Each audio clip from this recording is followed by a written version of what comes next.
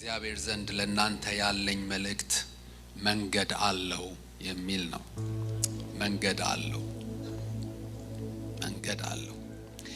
ማቴዎስ ምዕራፍ 8 ከቁጥር 28 እስከ 31 እግዚአብሔር ያምላካችን ቃል እንደዚህ ይላል።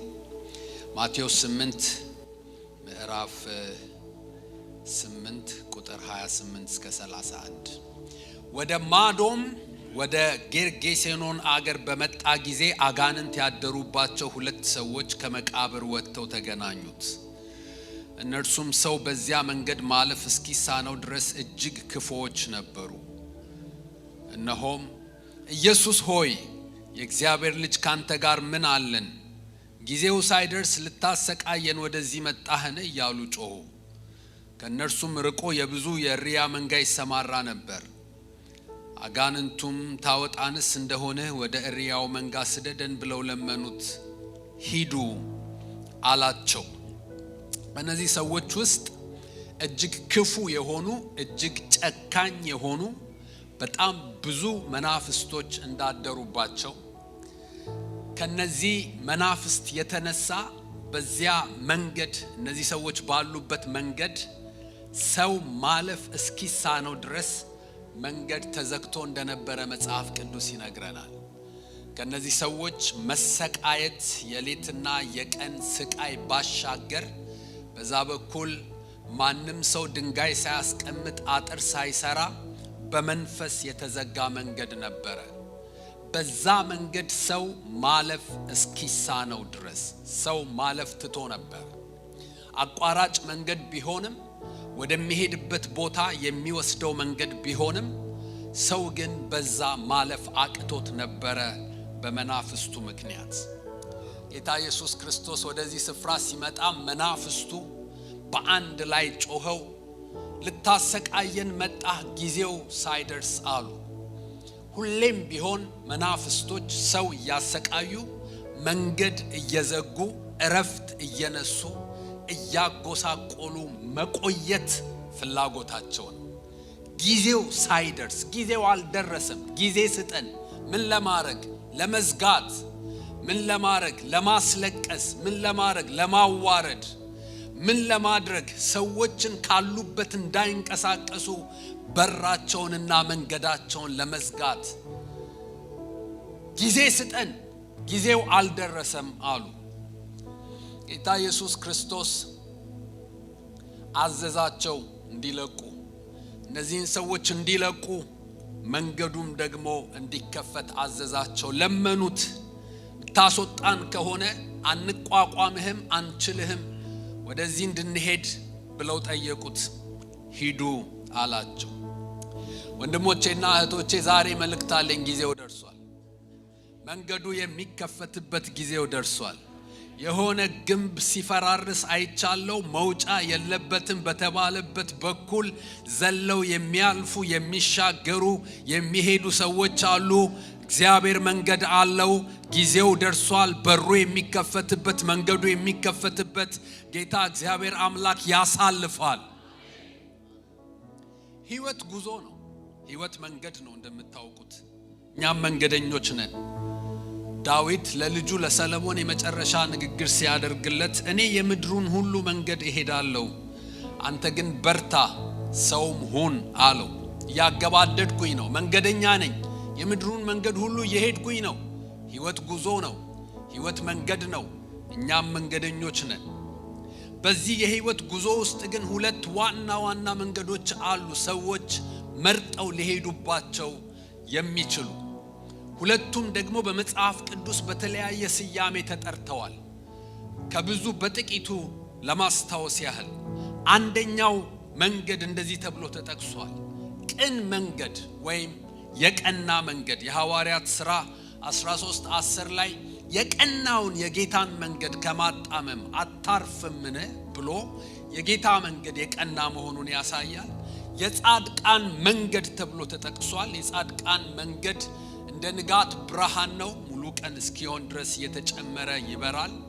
አውቀዋት ከሚመለሱ የጽድቅን መንገድ ባላወቋት ነበር ብሎ ጴጥሮስ በሁለተኛ ጴጥሮስ 2:21 ላይ ይናገራል።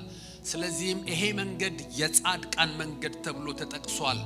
የሕይወት መንገድም ተብሎ ተጠቅሷል። የሕይወትን መንገድ አሳየኸኝ ከፊትህ ጋር ደስታን ታጠግበኛለህ ብሎ ወደ ሕይወት የሚወስድ ወደ ክብር ሙላት የሚወስድ የሕይወት መንገድ እንዳለ በመዝሙር 16:11 ላይ ተጠቅሷል። የንጽህና መንገድ ተብሎም ተጠቅሷል። ጎልማሳ መንገዱን በምን ያነጻል? ቃልህን ሕግህን በመጠበቅ ነው ተብሎ በመዝሙረ ዳዊት 119:9 ላይ እንደተጠቀሰው ይሄ መንገድ የንጽህና መንገድ ተብሏል። ደግሞም የቀጠነው ወይም ጠባቡ መንገድ ተብሏል። ጌታ ኢየሱስ ክርስቶስ በተራራው ስብከት ትምህርቱ ላይ ስለ ሁለት መንገዶች አስተምሯል።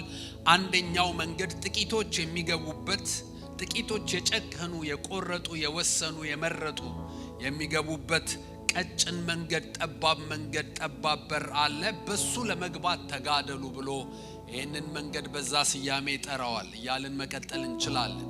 ግን ደግሞ ሌላ መንገድ አለ። ከዚህ አሁን ከጠቀስነው መንገድ ሌላ በተለያየ ስያሜ የተጠራ ምን ተብሎ? ጠማማ መንገድ።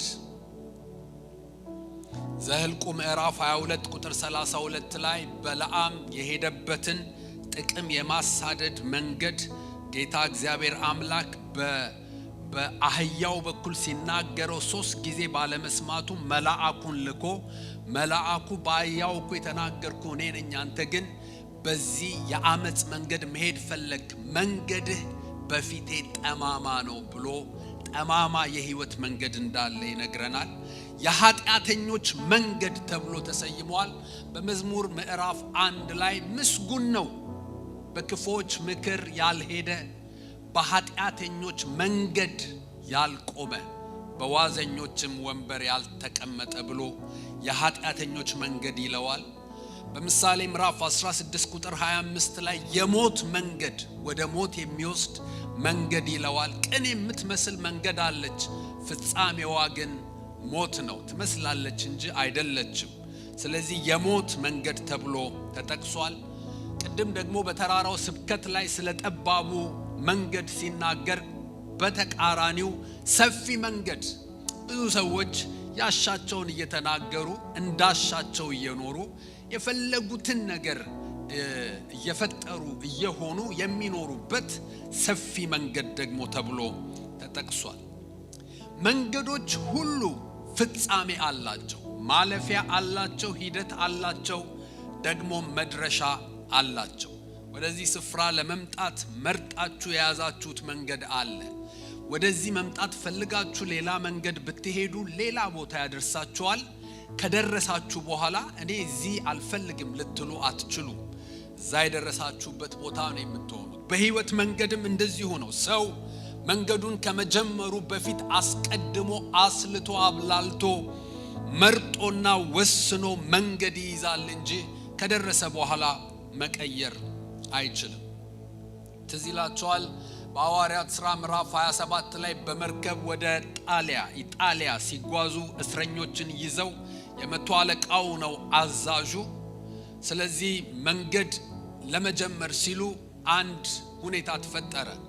ጳውሎስ የሆነ መልእክት አገኘና ይሄ መንገድ ይሄ ጉዞ የጥፋት ነው የሚሆነው፣ ስለዚህ ከመጥፋታችን በፊት ብናቆም ይሻላል አለ።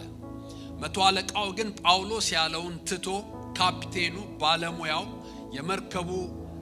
መርከቡን የሚነዳው ወይም ደግሞ የሚያደርሰውን ሰው ጠየቀው። ምን ይመስልሃል አለው። ልከኛ የደቡብ ነፋስ እየነፈሰ ስለነበረ ይህ መንገድ የሰላም መንገድ ነው፣ እንሄዳለን፣ ጥሩ ነው አለው። ሁኔታውን አይቶ ያኛው መንፈስ ሰምቶ ተናገረ፣ ይሄኛው ሁኔታውን አይቶ ተናገረ። መንገዱን ሄዱ። እንደተባለውም የጥፋት የመፍረስ የጉዳት መንገድ ነበር። እግዚአብሔር ቸር ስለሆነ መሐሪ ስለሆነ የጥፋት መንገድ ቢወስዱም መሃል ላይ እንደገና ወደ እርሱ በመጮሃቸው በመመለሳቸው ከዚህ መርከብ ውስጥ ካለው ሰው አንድም ሰው አይጠፋም ብሎ አዳናቸው፣ ምህረት አደረጋላቸው። ወደሚሄዱበትም ቦታ በደህና ደረሱ ብሎ ይናገራል። ስለዚህ መንገድ ምርጫ ያስፈልገዋል። የክርስትና ሕይወትም መንገድ ነው። ይሄ የያዝነው ህይወት የተቀበልነው ህይወት መንገድ ነው። እንደውም የመጀመሪያ ስሙ መንገድ ነው። the way ተብሎ ነበር የሚጠቀሰው። መንገድ followers of the way ነበር የሚባሉት አማኞቹ። ይሄንን መንገድ የሚከተሉትን እስከ ሞት ድረስ አሳደድኩ ይላል ጳውሎስ። አሳደድኳቸው። የዚህ መንገድ ተከታዮች መንገዱን የሚከተሉ ነበር የሚባሉት። የጌታ መንገድ ተብሎም ተጠቅሷል። አቂላና ፕርስቅላ አጵሎስን ከፊት ይልቅ የጌታን መንገድ እንደገለጡለት ይናገራል። የጌታ መንገድም ተብሎ ተጠቅሷል። ለዚህ ነው መጽሐፍ ቅዱስ አማኞችን ተመላለሱ ብሎ ያዛቸዋል። walk, keep walking፣ አትቁሙ። ይሄ ህይወት የመሄድ ህይወት ነው። በእምነታችሁ ሂዱ፣ በፍቅራችሁ ሂዱ፣ በመንፈስ ተመላለሱ፣ በፍቅር ተመላለሱ፣ አትቁሙ። አንዳንድ ሰው በአካሉ ይንቀሳቀሳል፣ ከዳውንታውን ወደ ቤቱ ወደ ስራ ቦታው ይሄዳል። በመንፈስ ግን ቆሞ ሊሆን ይችላል። ማመን አቆሞ ሊሆን ይችላል። በመንፈስ መመላለስ አቆሞ ሊሆን ይችላል። በፍቅር መመላለስ አቆሞ ሊሆን ይችላል። በቅንነት መመላለስ አቆሞ ሊሆን ይችላል። መጽሐፍ ቅዱስ ግን በዚህ በህይወት መንገድ ላይ ተመላለሱ፣ አትቁሙ፣ ሂዱ ይላል። ዛሬ ጠዋት ምናልባት እየሄዱ መስሏቸው ለቆሙ ሰዎች መሄድ ይሁንላቸው፣ መንቀሳቀስ ይሁንላቸው።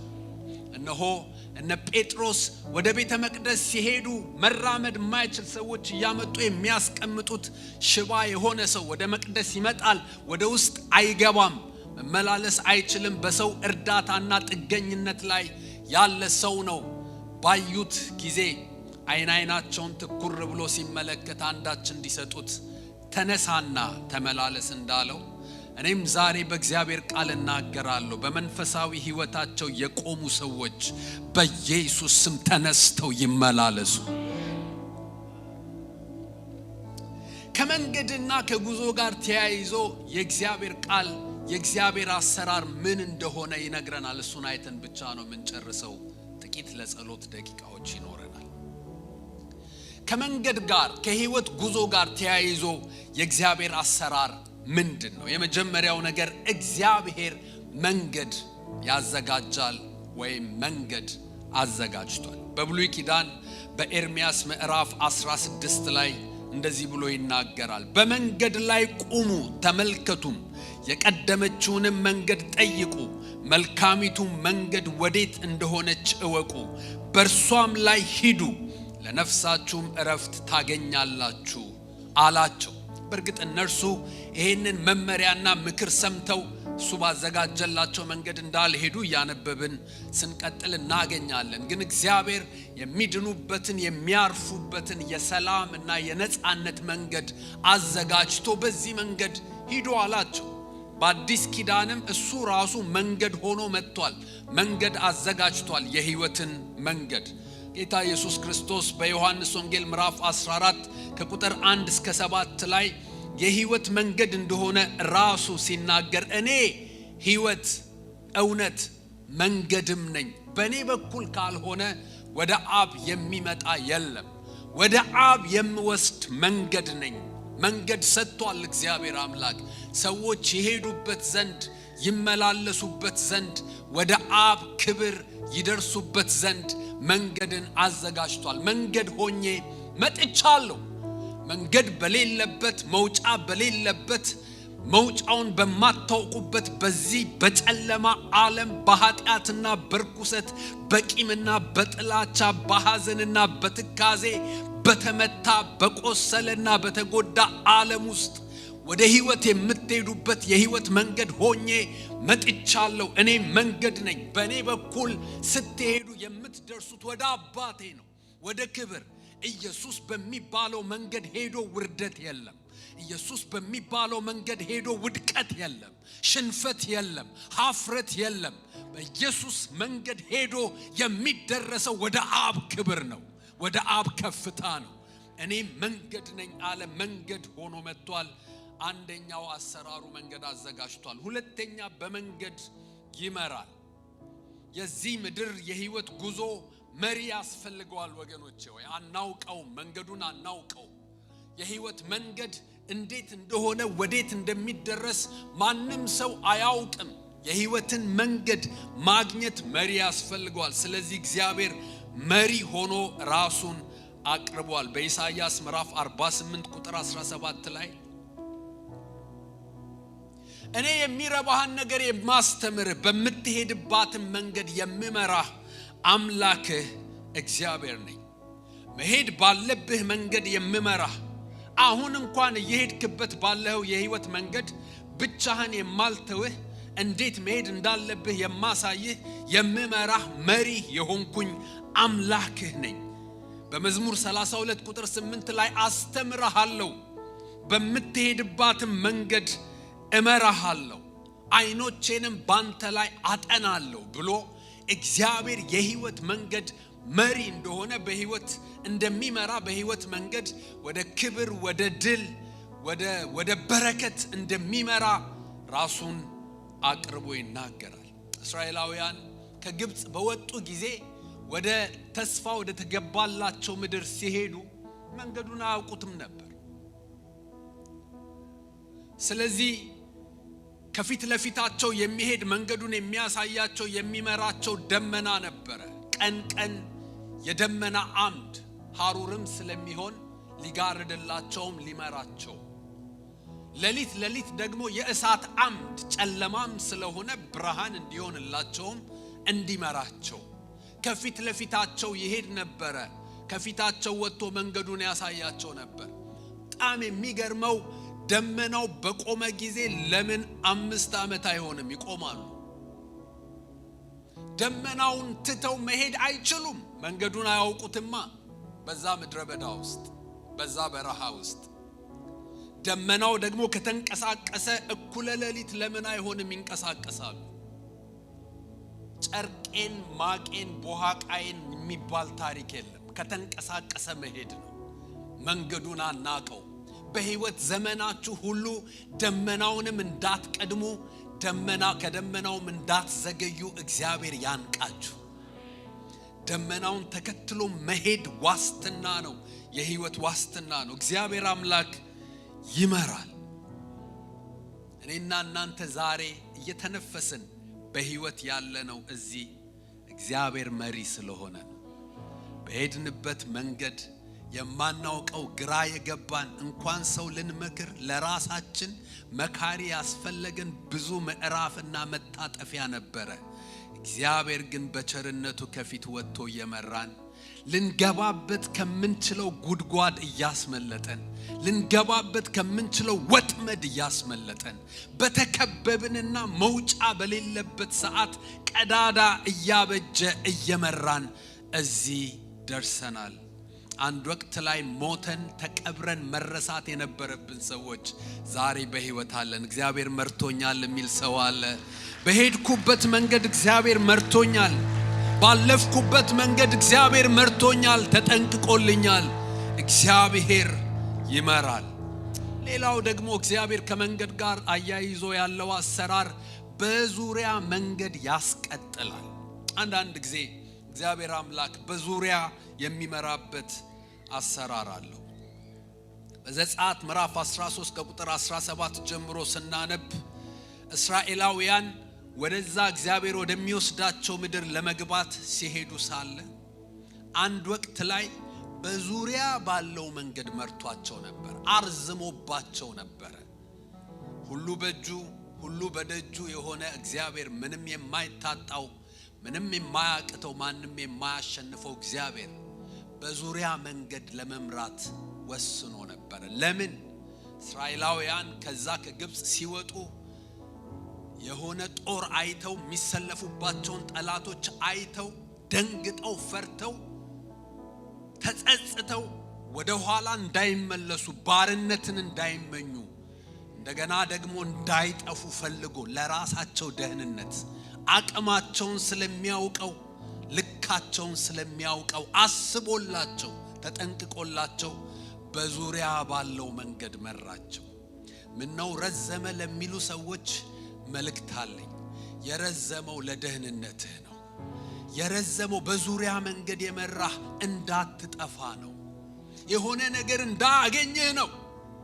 በጣም ቸኩለ ሄደ የማትጋፈጠው ነገር እንዳያገኝህ ነው፣ እንዳትጠፋ ነው፣ እንዳታመልጥ ነው። እግዚአብሔር አምላክ በዙሪያ መንገድ አስቀጠላቸው። እንደዛ ባይሆን ኖሮ ባጭሩ መንገድ ይቀሩ ነበር፣ ይመለሱ ነበር። በዙሪያ መንገድ ግን መርቶ አስቀጠላቸው። እግዚአብሔር በዙሪያ መንገድ ይመራል። አራተኛው መንገድን ያቃናል። በዚህ ዓለም ላይ የሰዎች መንገድ ቀና እንዳይሆን ወገባቸውን ታጥቀው ለማጣመም የበረቱ መናፍስቶች አሉ። መናፍስትም የሚጋልቧቸው ክፉ ሰዎች አሉ፣ መንገድ የሚያጣምሙ። እግዚአብሔር ደግሞ ወገቡን ታጥቆ የልጆቹን መንገድ ያቃናል። ኢሳይያስ 26:7 ላይ የጻድቃን መንገድ ቅናት፣ አንተ ቅን የሆንክ የጻድቃንን መንገድ ታቃናለህ። በምሳሌ ምዕራፍ 3:5 ላይ በፍጹም ልብህ በእግዚአብሔር ታመን፣ በራስህ ማስተዋል አትደገፍ፣ በመንገድህ ሁሉ እርሱን እወቅ፣ እርሱም ጎዳናህን ያቀናልሃል፣ ያቃናልሃል። አጣማሚ መንፈስ አለ፣ አጣማሚ ሰዎች አሉ፣ መንገድ የሚያጣምሙ። ትዝ ይላችኋል ያ አገረ ገዢ ጳውሎስ ወንጌል ሲሰብክ ጆሮውን ልቡን ሰጥቶ ሲሰማ ወደ ቀናው መንገድ ሊገባ የሕይወትን መንገድ ሊመርጥ ጫፍ ላይ ሲደርስ አጠገቡ አንድ ጠንቋይ ነበረ። መሪዎች አካባቢ ጠንቋዮች ወይ ነቢያቶች ለምን እንደማይጠፉ ይገርመኛል። አይጠፉም፣ ከሁለት አንዱ። ብቻ ጠንቋይ ነበር እና ልክ ሊያምን ልቡ ሊያዘነብል ሲል በመሃል እየገባ ያደፈርሳል። መንፈስ ቅዱስ ሞላበት። መንፈስ ቅዱስ የሚሞላብን በጸሎት ቦታ ብቻ አይደለም፣ በአስፈላጊ ቦታ ላይ ይመጣብናል፣ ይሞላናል። መናገር ያለብንን እንድንናገር፣ ማድረግ ያለብንን እንድናደርግ፣ መሆን ያለብንን እንድንሆን በማንኛውም ሰዓት የመንፈስ ቅዱስ ኃይል ይሞላናል። መጣበት፣ ሞላበት። ትኩር ብሎ አየውና አንተ ክፋት የሞላብህ የዲያብሎስ ልጅ የቀናውን የጌታን መንገድ ከማጣመም አታርፍምን? አሁን እግዚአብሔር እጅ ባንተ ላይ ይሆናል፣ ዓይንህ ይታወራል፣ መንቀሳቀስ አትችልም አለው። እንዳለውም ሆነ። እኔ ዛሬ የኔ መንገድ ለምንድነው የሚጣመመው ለሚሉ ሰዎች መልእክት አለኝ። መንገዳችሁን ለማጣመም እስከ ዛሬ የተጋ መንፈስ፣ መንገዳችሁን ለማጣመም እስከ ዛሬ የተጉ ሰዎች ቢኖሩም ዛሬ ግን አንድ አዋጅ አለኝ። መንገዳችሁን ሊያቃና እግዚአብሔር ተነስቷል። እግዚአብሔር መንገዳችሁን ያቃናል። እግዚአብሔር መንገዳችሁን ያቀናል። እግዚአብሔር መንገድ ያቀናል። የመጨረሻው ሐሳብ ግን መንገድንና ጉዞን አያይዞ የእግዚአብሔር አሰራር፣ እግዚአብሔር መንገድ በሌለበት መንገድ ያደርጋል። ይሄ ነው ለአዲሱ ዓመት ለእናንተ ያለኝ መልእክት። መንገድ በሌለበት፣ ዙሪያው በተዘጋጋበት፣ ቀዳዳ መውጫ በሌለበት፣ እዚሁ ተጀምሮ እዚሁ ያልቃል ባላችሁበት፣ ከዚህ በኋላ ምንም ለውጥ ላይ አልችልም ብላችሁ በደመደማችሁበት፣ ተዘጋ፣ ማለፊያ የለም፣ ተከብቤ ያለው መውጫ የለኝም፣ በሩ ዝግ ነው፣ የብረት መወርወሪያው ተዘግቷል፣ ማለፊያ የለም በተባለበት ሁኔታ፣ በተባለበት ጉዞ፣ በተባለበት ምዕራፍ ላይ እግዚአብሔር ይላል፣ እግዚአብሔር ይናገራል፣ መንገድ አለ ይላል። እግዚአብሔር መንገድ ያደርጋል። በኢሳይያስ ምዕራፍ 43 ቁጥር 19 ላይ እንደዚህ ይላል፣ የፊተኛውን ነገር አታስቡ፣ የጥንቱንም ነገር አታስተውሉ። ሌላው ትርጉም ምንድነው የሚለው? አትኑሩ። Do not dwell in the things of the past። ባለፈው ነገር ላይ አትኑሩ። ስኬትም ቢሆን ውድቀት፣ ትግልም ቢሆን ልፋት፣ ሽልማት፣ በኋለኛው ነገር አትኑሩ። ልባችሁን አንሱ፣ ከኋለኛው ነገር ውጡ። ለምን? አዲስ ነገር እየመጣ ነው። አዲስን ነገር አደርጋለሁ እሱም አሁን ይበቅላል ካለ በኋላ ምንድነው ስትሉ እንደዚህ ይላል፣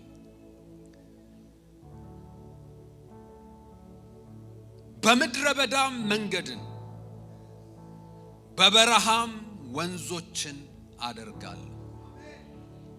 በምድረ በዳ ምድረ በዳ መንገድ የለው፣ አቅጣጫ የለው፣ ወዴት እንደምትሄዱ አታውቁም። የሚያመላክታችሁ መንገድ የለም። ኮቴ እንኳን ቢኖር ከጥቂት ደቂቃ በኋላ ነፋስ ይመጣና ሲረብሸው አቧራውን ይጠፋል።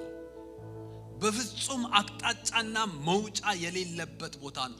ምድረ በዳ ትዘጋቸዋለች፣ በምድረ በዳ ይቅበዘበዛሉ አላለም ፈርዖን? ምድረ በዳ ትዘጋቸዋለች፣ ዘግታ ትይዛቸዋለች፣ መውጫ አይኖራቸውም፣ አገኛቸዋለሁ ብሎ ነበረ። በምድረ በዳ ግን መንገድን አደርጋለሁ። እግዚአብሔር በባህር ውስጥ መንገድን በኃይለኛም ውሃ ውስጥ መተላለፊያን ያደርጋል። ናሆም ምዕራፍ 1 ቁጥር 3 ላይ እግዚአብሔር በወጀብና በአውሎ ነፋስ ውስጥ መንገድ አለው፣ ደመናም የእግሩ ትቢያ ነው። ይሽሩን ሆይ በሰማያት ላይ ለረድኤትህ፣ በደመናትም ላይ በታላቅነት እንደሚራመድ እንደ እግዚአብሔር ያለ ማንም የለም። ደመና የእግሩ ትቢያ ነው። ደመና የእግሩ ትቢያ ነው። በደመና ላይ ይራመዳል፣ መንገድ ያበጃል፣ ለልጆቹ በር ይከፍታል፣ መንገድ ይከፍታል፣ መንገድ በሌለበት መንገድ ይከፍታል።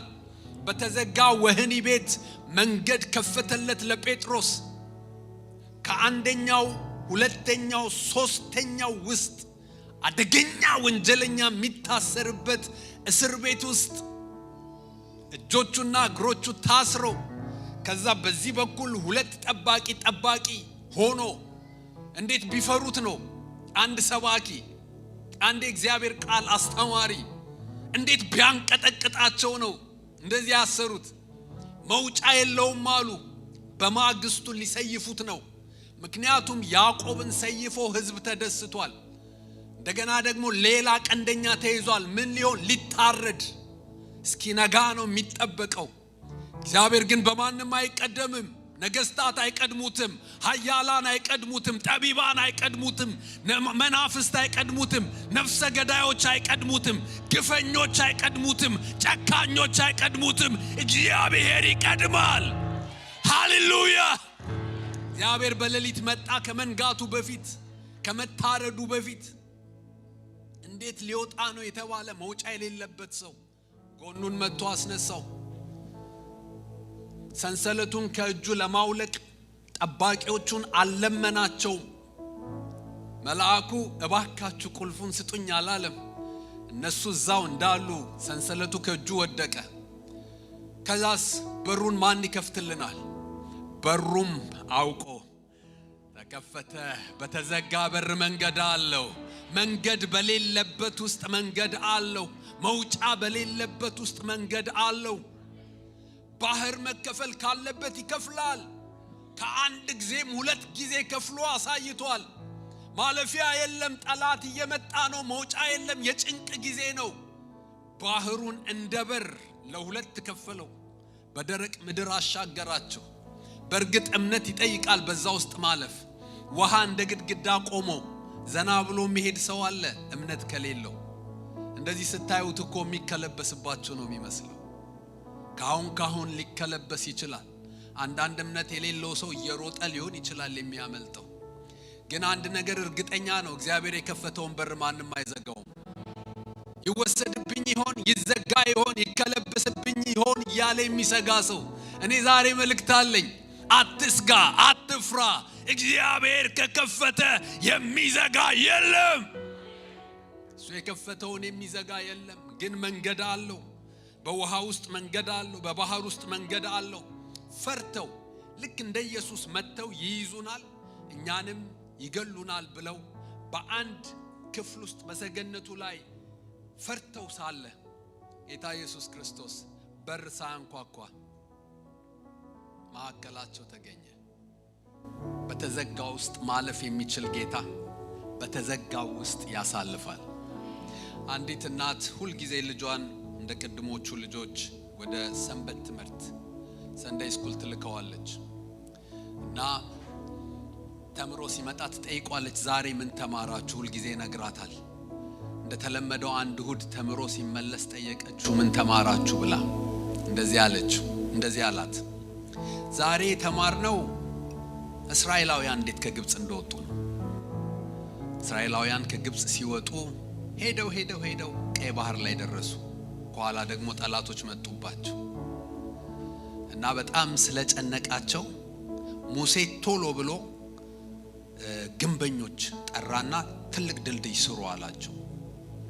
ከዛ በድልድዩ ላይ ተሻገሩ ሲል አንተ እንደዚህ ነው የተማራችሁት ብላ አፈጠጠችበት። አይ እንደዚህ አይደለም፣ ያኛውን ብነግርሽ አታምኚኝም ብዬ ነው።